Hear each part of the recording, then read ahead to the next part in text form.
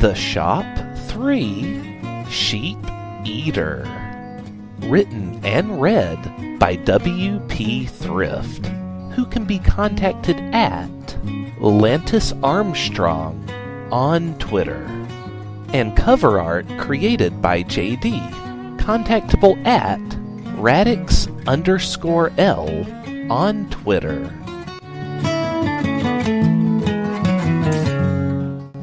Chapter 4. A Light Warm-Up.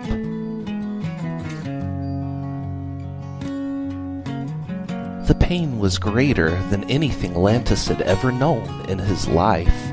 Everything burned. Muscles he was utterly unaware of even having screamed out sharply from pain with every breath he took. Sweat coated his body in a fine layer, almost steaming out the top of his tracksuit. First, Mr. March had a simple abdominal exercise for Lantis to try. The two of them sat, back to back, and Mr. March passed him a 30-pound medicine ball, which he would reach to the left to grab, then pass to the right where Mr. March would grab it. Then he had turned to the left, and it was right there waiting for him again.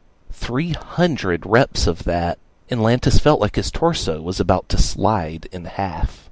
He couldn't lift his arms anymore. But that was fine, because Mr. March told him to go down on his stomach and drag himself from one side of the farm to the other.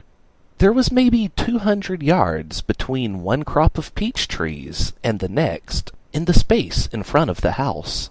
Lantis had to pull his body with just his forearms alone, back and forth across that for 3 laps. When Lantis was finally able to stand back up after that, his legs being the only thing with strength left at that point, Mr. March instructed him to do very rapid high kicks. His upper legs would stay straight down, and his lower legs would kick back as high up towards his butt as possible. Lantis did this as fast as he could, with Mr. March crying out, "Do it faster! Faster! Come on, faster!" the whole time. Mr. March timed it for 10 minutes, then told Lantis to switch it up, where he brought his knees up as high as possible, and this time he was to move very slowly forward while doing so. "Come on, do it faster! Get Come on! Move forward slower! Oh no, slow down! Oh, faster, faster, kick faster! Now move slower! Slower!" Lantis traveled the 200-yard stretch again, 3 laps. Then the second Mr. March called for him to stop, he collapsed down onto his butt and very slowly began to fall over onto his side. The hot summer sun laughing at him the whole time, as every single small cloud in the sky just refused to go in front of it. And so here he was, the greatest pain of his life. Only 30 or 40 minutes had passed, and he was already about to black out. I can't do this," Lantis told himself. "Bowman can go fuck himself. I'm not doing this for that stupid bribe anymore." "How you feeling, champ?" Mr. March asked him while running over. "Now I know how good you clearly are, having blown up those wicked Alcyone robots and all that. So, clearly you're just lying down in protest of me going so easy on you, right? Don't you worry about that. Those are just the early warm-up exercises. We still have the middle and late warm-up exercises, and oh boy, those are really going to get your heart racing. Then we can finally start on the actual training." Lantis went to tell him that he quit, but all that came out was the saddest, most pain-twisted whispers he had ever heard. He didn't even recognize his own voice. Too easy, you said?" Mr. March asked. I didn't quite hear that. Did you say that this was still too easy?" "Yeah, I figured. Don't worry, it's going to get a lot tougher." The rest of the warm-up exercises were no easier. Lantis would have protested doing them, but his brain was so scrambled from the heat and dehydration that when Mr. March gave him an order, he began to follow it in spite of himself. He thought that his body was thoroughly exhausted before, but he had zero clue the depths of exhaustion it was possible for the human body to go through. It was like peeling back the layers of an onion. First layer, is tired and sweaty. Second layer is increasing weakness in every part of the body. Limbs began to betray you and stop working without warning. Third layer is muscles begin to swell as possible injuries set in. Fourth layer is largely crying. As Mr. March drug a giant tire by a rope tied around it over to Lantis, he was steadily approaching the 10th layer. Luckily, it was a very zen-like lair, where he felt detached from his body and could will limbs with no strength left to move by sheer virtue of their ability to continue moving. However little ability to do so remained. I need for you to just drag this tire back and forth across our path. You know the one. 200 yards. 3 laps. Go! Mr. March ordered. Lantis grabbed the rope and began walking, and his feet flung out from under him as the tire would not budge an inch. He had no strength to pull anything left. His very tracksuit felt like lead at this point. He just laid there on the ground, unable to get back up under his own strength. Oh, now come on, Mr. March said. This is the very last warm-up exercise. Once you're done with this, our brisk warm-up will have finished, and we can finally get to training. Didn't you come out here to train? Lantis didn't move. He tried to blink, but his eyelids would not move. There was no strength left in his face to move them. He quickly began to fear that his eyes would dry out under the sun's relentless waves of heat. He could almost swear that his skin had become sore and sensitive enough that he could feel individual photons bouncing off it as the sun rained light down upon him. Oh, I get it, Mr. March said, finally. You're protesting, aren't you? You're so tired of my easy warm-ups that you're refusing to move this tire, which only weighs a meek 80 pounds. Okay, then, tell you what, I'll fill this thing up with concrete. Then it'll weigh maybe 500 pounds. Then you can drag that around tomorrow. What do you say? No need to thank me. I'm here for you. Lantis began to cry. His throat very softly cracked, as it was too painful to move his throat muscles around much. But, on the bright side, his tears did moisturize his eyes, finally saving them from drying out under the harsh sun. Oh, you're crying from joy! I am so happy to see that, Mr. March said. The door to the house opened, and Cassidy approached. She was heading back out to get some more work done outside today before it got too late, when she saw Mr. March standing over Lantis. Since he was flat on his back, she assumed something was wrong and went running over. Is he okay? Cassidy asked. Oh, there you are, Cassidy. I was just looking for you earlier, Mr. March said. Yeah, I know. Pam told me. Mrs. March told me, Cassidy said. Oh, no need to be so formal. You could just call us whatever you'd like, Mr. March said. Say, did you and the missus have a nice chat? She hasn't seen you in so long. That was actually why Cassidy had been inside most of the day, rather than out here working, as she had usually be doing. Mrs. March had trapped her in a very long conversation.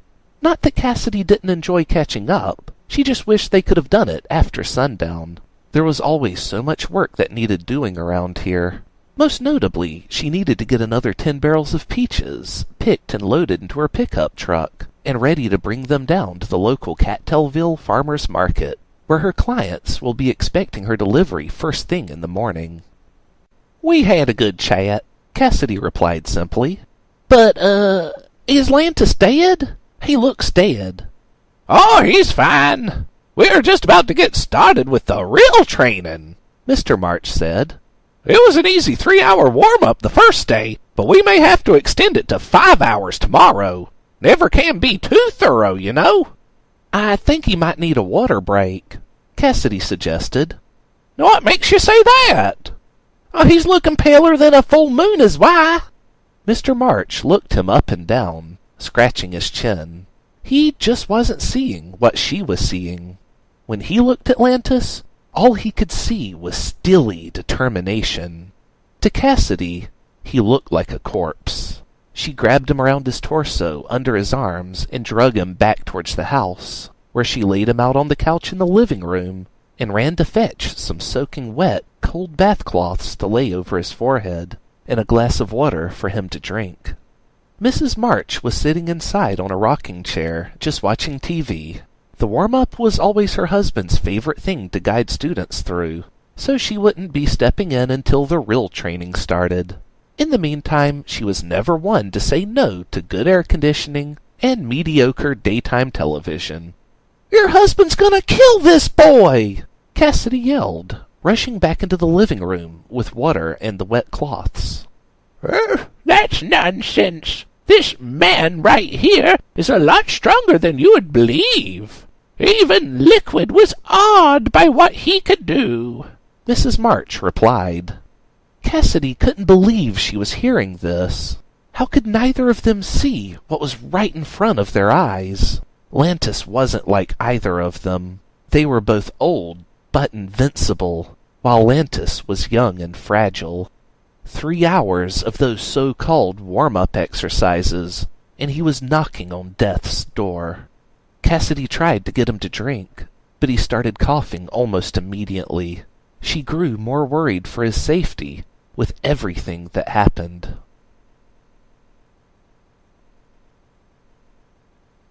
Tossing dough into the air like it was pizza, though that was completely unnecessary for pastries which she was making, Miranda hummed a tune to herself that had been stuck in her head all day long. She only had enough time to listen to half a song on her drive to work, so she generally preferred AM radio and just getting a bite of news before she arrived. But of course, during this tiny window she tries to catch the news, commercials just had to be on, and she happened to hear the most obnoxious little jingle she had ever heard playing during one of those commercials. A jingle that she just could not get out of her head. "I'm gonna buy me a fruit punch, gonna buy me a crazy straw." Miranda sang the only lines of the tune that she could recall, and she sang them again and again. "Gonna buy me a fruit punch, da-da-da-da-da-da-da." There was a knock on the door, and she rushed to answer it. "Say anything to me! Please just say anything to me! Just get this horrible tune out of my head, please!" Miranda begged. "Also, good afternoon, Annabelle. Did you get the basket of apple fritters I sent over?" Yes. You delivered them to me yourself, in person, darling," Annabelle replied. Annabelle's formal attire, white button-up blouse and skirt with sequins highlighting the seams that seemed to clash to the untrained eye, but were in fact a perfect match, stood in stark contrast to Miranda's work clothes, blue overalls and a pink shirt covered by an oversized apron, covered in flour. Speaking of, flour continued to drift through the air like thick dust. So Annabelle signaled for Miranda to join her outside instead of speaking inside of the bakery. "I'm sorry, I really can't leave," Miranda said, looking worried. "We're behind on our schedule right now, and Mr. Bunn will kill me if I don't catch up today." She was telling the truth. Mr. Bunn, owner of the store, the Tons of Buns Bakery, was a bloodthirsty monster rabbit. That sounded frightening, but he was actually a great guy to know whenever he wasn't actively trying to kill you, which would be most days. Well, 2 out of every 3 or so. Well, I just need a minute, please. True love is on the line here," Annabelle insisted. Miranda fretted for a moment, then relented. "Okay, I guess if it's for true love." She put the dough down on the table and took her apron off to hang up on a hook as she stepped outside of the door. There was a nice strip of nature for a good 5 feet outside of the bakery's back door, the kitchen access. Around the front entrance, where customers came in, it was just a sidewalk, but off to the side there was an entire patch of grass and even a tree. Cattailville City's beautification project at work. "So what is this about?" Miranda asked. Annabelle had to take a moment to consider how exactly to explain this. "You still remember Bowman's friend, Lantis? The dog I found that time." "Yeah, of course I do," Miranda said. Oh, he had the fluffiest brown hair. He's not a dog, dear. He's a person. He was a dog when I found him. But go on, what's this about? Annabelle wasn't certain that was true, but she had seen stranger. Anyway, I have a confession to make. No! Miranda gasped. You're in love with Lantis? Oh, I'm so happy for you! He was still single the last time I checked, so we could totally make you two work! No, not me. He's... She was about to say, way beneath my class, but stopped herself in time. He's not my type, darling. A sweet fellow, but not one that I would fancy. However, I do know someone who is keen on him. Whether she'll ever admit it or not is... But I also know for a fact, based on some very convincing eyeballing I saw from him, this, one time when he thought no one was looking, that he is keen on her as well. Miranda just slowly tilted her head to one side. So, what's the problem here? Just let them both know, and it should work itself out, right? Unless you've been sworn to secrecy never to tell them, and you've come to me as a loophole in this clause you've made. Never fear, Annabelle. Reveal to me the lucky lady's identity, and I shall pass the word along straight away. I have told them both, Annabelle said quickly before Miranda could go any further out into the left field. So you told them both and no dice? Did you ever stop to consider that maybe they don't actually like each other and you're just extrapolating based on circumstantial evidence? Miranda suggested. Annabelle was about to retort, and then she frowned. Suddenly, Miranda's tinfoil hat theory sounded less like crazy babble to her, and more like Miranda was preemptively taunting her for coming to a crazy conclusion on her own. I'm not crazy! Annabelle resounded strongly. Miranda laughed. Oh, Annabelle, we live in Cattailville. We're all a bit mad here. Be that as it may, Cheshire Cat, I'm right on this matter, and the person I've been talking about is Dash, Annabelle revealed. Ray, actually, Miranda corrected. Pardon? Annabelle asked. Dash was just like her high school nickname, Ray Dash March. She had signed all of her classroom papers that way, but she hasn't used it since, 2 years after she graduated high school. I guess everyone with an old high school nickname starts to get embarrassed by it eventually. Huh. Well, I guess besides garage band members whose band actually makes it. Or possibly wrestlers. Ah, I didn't know that. Huh. Strange. I've been friends with her for what feels like forever, and I've always just assumed that her first name was Dash. Annabelle was amused by this. It figures Miranda would have kept up with it, though. She always kept better track of her friends than anybody else Annabelle had ever known. Come to think of it, that meant Ray had dropped her old nickname more than 3 years ago now, and Annabelle was just finding out. She worried that she wasn't keeping in touch enough, and now she knew she hadn't been. Without Miranda here, their entire expanded group would likely have fallen apart. Miranda was contemplating this, though. So, you've been trying to hook up Ray and Lantis for a while now, huh? And no such luck? So what was your plan? What's my role in it? Oh, are we gonna dress in costumes and put on a... Let me stop you right there, Annabelle said quickly, knowing that Miranda would not only come up with an overly complicated plan, but would spend the next 10 minutes doing it unless she was stopped. I'm here to admit defeat. My internship with the local hospital begins soon, and I simply won't have the time to play Cupid. So, I'm passing the torch on to you. If you'll accept it, maybe you can succeed where I have failed. I mean, I can try, Miranda said. If there is actually any chemistry between those two, I don't really see it. Wait, now that I think about it, I do see it! Annabelle, you're a genius! How did I not catch this before? Annabelle was genuinely not sure if Miranda was telling her the truth, or if she was just mocking her. She decided to assume the best and just press on. Well, right now is the best possible time to do it, if ever, because Lantis has finally emerged from his little hidey-hole. He's out at the McCoy's place, a bit outside of town. I happened to learn this from a mutual friend of the lady who runs the farm now," Annabel explained. "How's that a good opportunity?" Miranda didn't get it. "Ah, well, that leads to the other thing that I've learned. That Ray's parents are there too. This is the first time they've even been in Georgia since we were all kids back in high school. So I know that Ray would want to go and see them again. But she doesn't even know that they're there. So maybe if someone were to tell her, then she could use seeing them as an excuse to go see Lantis. Maybe even for an extended period of time. Move in with the McCoys while her parents and Lantis are staying there." Miranda was dumbfounded by this news. Why did her parents come back to town without telling her? Why haven't you told her about this already? She's got to be dying to see them again. Annabel, this is way bigger than some hookup scheme.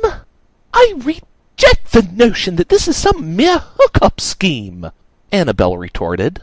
I told you before, it's true love. Nothing on earth is more important. Now, you can just tell her that her parents are there and leave it at that. And she can grow old and die alone. Or you could drop the hint that Lantis is there too. And make sure that she's in her Sunday best before heading over there so that she can make a good impression. Miranda shook her head.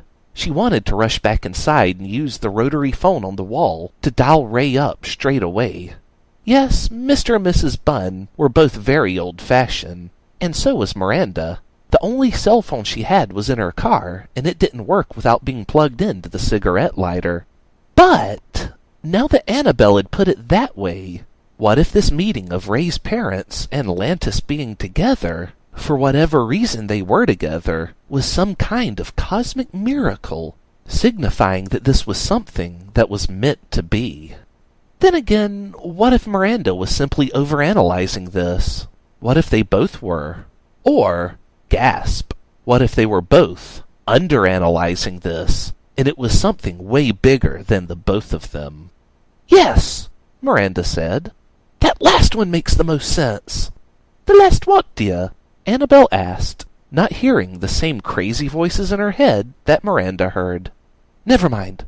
Annabel, you can count on me. I will make this work, Miranda assured her. Annabel breathed a sigh of relief. Oh, thank goodness! As you can tell, I'm terrible explaining anything in a way that is convincing. But I believe in you!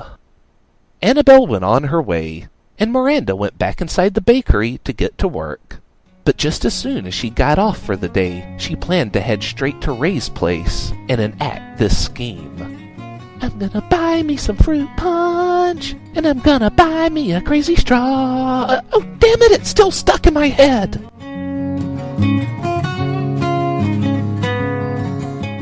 That concludes Chapter 4 of Sheep Eater.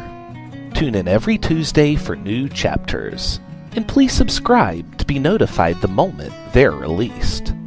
If you would like to reach me, you can do so at Lantis Armstrong on Twitter.